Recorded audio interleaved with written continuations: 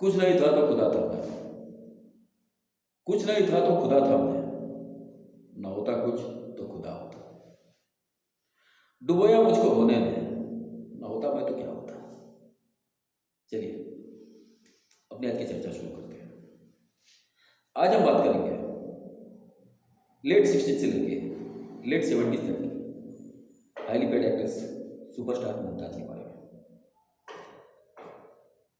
मुमताज पर चर्चा करना इसलिए भी जरूरी है कि मुमताज उन लोगों के लिए सबसे बड़ी प्रेरणा काम करती हैं जो लोग ये कहते हैं कि फिल्म इंडस्ट्री में नेपोटिज्म चलता है, बिना किसी फिल्म बैकग्राउंड के काम नहीं मिलता। तो उन लोग जानकारी के लिए मैं बता दूं कि मुमताज ने अपने करियर की शुरुआत में एज जूनियर आर्टिस्ट तौर पर भी काम किया था। बड़े सुपरस्टार्स में हीरो ने मुमताज और हीरो ने अपने दौर के सुपरस्टार जितेंद्र, ये दो ऐसे बड़े स्टार रहे हैं जिन्होंने अपने करियर के शुरुआती दौर में जूनियर आर्टिस्ट का काम किया है। जहाँ मुमताज ने अपने करियर के शुरुआती दौर में जूनियर आर्टिस्ट काम किया था, वहीं जितेंद्र ने अपने करियर के शुरुआती दौर में वी शांताराम की कुछ फिल्मों में एज ए जूनियर आर्टिस्ट काम किया था। खैर अपने मुमताज के वर्क की चर्चा हम जारी रखते हैं। मुमताज का जन्म 21 जुलाई 1947 को मुंबई में हुआ। उनके पिता एक ड्राई फ्रूट वेंडर थे, लेकिन आमदनी कुछ खास नहीं थी। जाहिर है बचपन बहुत गरीबी में बीता। जब मुमताज 11 साल की हुई तो किसी के जरिए उनको फिल्मों में चाइल्ड आर्टिस्ट का रोल मिला। फिल्म थी स्त्री। यहाँ फिल्मों में काम करने का सिलसिला शुरू हो गया। कुछ और फिल्मों में बाल कलाकार की भूमिकाएं की। किशोरावस्था पर कुछ फिल्मों में छोटे मोटे रोल भी किए, जैसे बहन के, सहेली के छोटे मोटे सपोर्टिंग रोल किए। लेकिन ये काम कुछ ऐसा काम नहीं था जिससे घर की आमदनी में मुमताज को सहयोग दे पाती। इसलिए आमदनी बढ़ाने के लिए मुमताज ने फिल्मों में जूनियर आर्टिस्ट का काम करना शुरू कर दिया। लेकिन मुमताज की नज़र कहीं और थी, सपना उनका कुछ और था। जूनियर आर्टिस्ट और सपोर्टिंग कैरेक्टर करते हुए मुमताज ने अपने एक्टिंग स्किल पर काम करना शुरू किया। अपने face expression, dialogue delivery, dance, मतलब मुमताज एक पूरी तैयारी कर रही थी लीड लेडी के तौर पर काम करने की। और जब मुमताज को ये लगा कि अब मैं इस लायक बन गई हूँ कि मैं फिल्मों में लीड रोल कर सकती हूँ, तब मुमताज ने एज ए हीरोइन काम के लिए स्ट्रगल करना शुरू किया और प्रोड्यूसर के ऑफिस के चक्कर काटना शुरू किया। साल डेढ़ साल प्रोड्यूसर्स के ऑफिस के चक्कर काटने के बाद मुमताज को आखिरकार सफलता मिली। उनको अपनी पहली फिल्म मिली। पहली फिल्म थी फौलाद, हीरो थे दारा सिंह। फौलाद एक स्टंट फिल्म थी और स्टंट फिल्मों को उस दौर में बड़ी फिल्म वाले देव नर्जी के ज़्यादा देखते थे। उस दौर में मेन स्ट्रीम सिनेमा का मतलब था या तो सोशल फिल्म हो, या रोमांटिक फिल्म हो, या पारिवारिक फिल्म हो। इसी तरह फिल्मों को मेन स्ट्रीम फिल्म माना जाता था। स्टंट फिल्में, क्राइम ड्रामा, इस तरह फिल्मों को देव नर्जी की दृष्टि से देखा जाता था।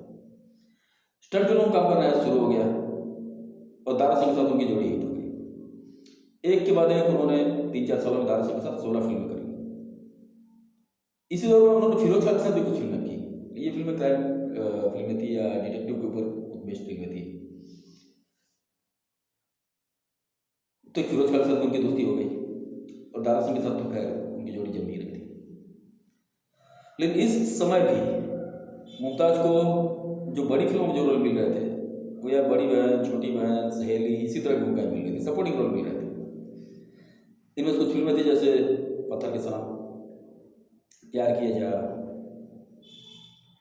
इसी तरह कुछ और फिल्में थी, आदमी और इंसान। लेकिन इन फिल्मों में भी जिनमें फिल्म मुमताज को छोटी भूमिका मिल रही थी, मुमताज अपना प्रभाव छोड़ने में पूरी तरह कामयाब थी। जैसे अब प्यार किए जा में याद कीजिए, तो प्यार किए जा में मुख्य नायिकाएं थी कल्पना और राजश्री।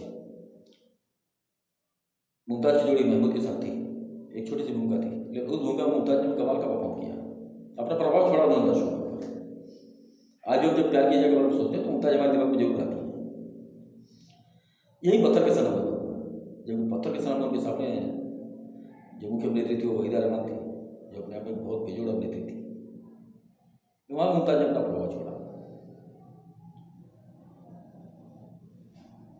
लेकिन इन छोटी भूमिकाओं के बावजूद प्रोड्यूसर डायरेक्टर की नजर अब उनके ऊपर पड़ने लगी। प्रोड्यूसर्स को, डायरेक्टर को ये लगने लगा कि नहीं, इस लड़की पोटेंशियल है, इसको मौका मिलना चाहिए।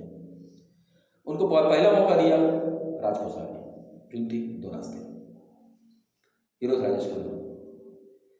ये बात 1968 की है, जब राज खोसला दो रास्ते की प्लानिंग कर रहे थे, तो उन्होंने हीरोइन के तौर पर मुमताज को साइन किया।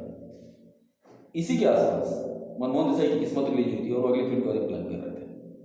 वो फिल्म थी सच्चा झूठा। हीरो के तौर पर उन्होंने साइन किया शशि कपूर को, और हीरोइन के तौर पर मुमताज को साइन किया। जब शशि कपूर को ये पता चला कि उनके सामने हीरोइन के तौर पर मुमताज को लिया गया है, तो उन्होंने काम करने से मना कर दिया। उन्होंने कहा कि ये तो स्टंट फिल्मों के एक्टर्स है, मैं इसके साथ काम नहीं करूँगा। तो मनमोहन देसाई थे, उन्होंने हीरोइन को चेंज नहीं किया, हीरो बदल दिया। शशि कपूर को बाहर निकालकर राजेश खन्ना को साइन कर लिया। 1969 में दो रास्ते रिलीज हुए, 1970 में सच्चा झूठा। मुमताज एक लिस्टेड एक्टर्स में आ चुकी थी। दूसरी तरफ फिरोज खान थे, उनके ऊपर बी ग्रेड हीरो का ठप्पा लग चुका था, तो वो अपने लिए एक बड़ी फिल्म प्लान कर रहे थे। उन्होंने फिल्म शुरू की अपराध में।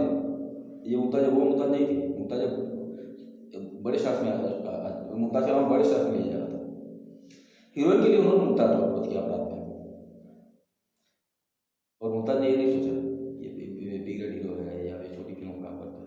मुमताज ने अपनी दोस्ती का पूरा सम्मान किया और अपराध में ना सिर्फ काम करना स्वीकार किया, मुमताज ने अपराध में बिग सीरीज दे दी। खैर, अपराध भी सुपरहिट हुई। अब मुमताज की फिल्म लाइन से हिट हो रही थी। 1969 में दो रास्ते, 70 में सच्चा झूठा, 71 में अपराध और खिलौना के लिए मुमताज को अपना पहला फिल्म फेयर अवार्ड मिल गया। अब मुमताज अपने आप को पूरी तरह स्थापित कर चुकी थी। उनकी जोड़ी राजेश खन्ना के साथ सुपरहिट हुई थी। मुमताज ने 1969 से लेकर 1975 के बीच में राजेश खन्ना के साथ लगातार 10 हिट फिल्मों में काम किया। फिल्में थी जैसे दो रास्ते, बंधन, सच्चा झूठा, अपना देश,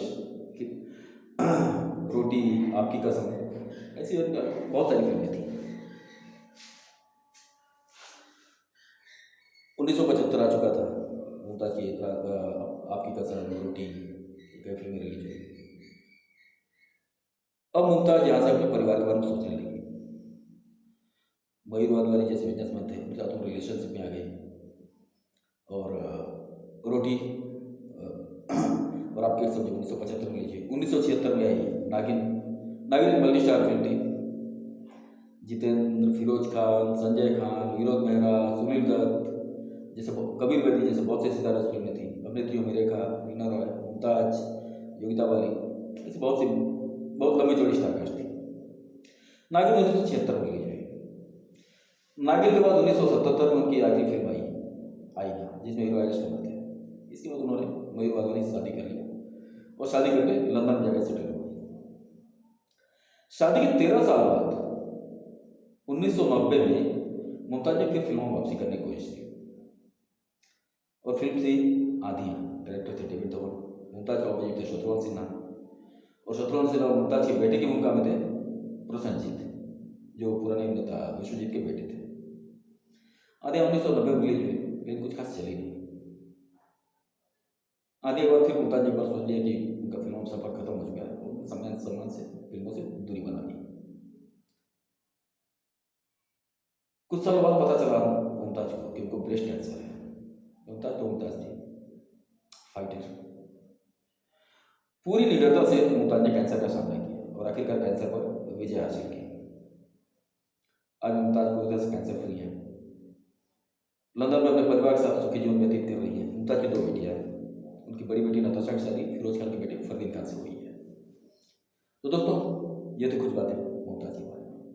अगले एपिसोड में किसी और महान हस्ती पर हम चर्चा करेंगे। नमस्कार, धन्यवाद।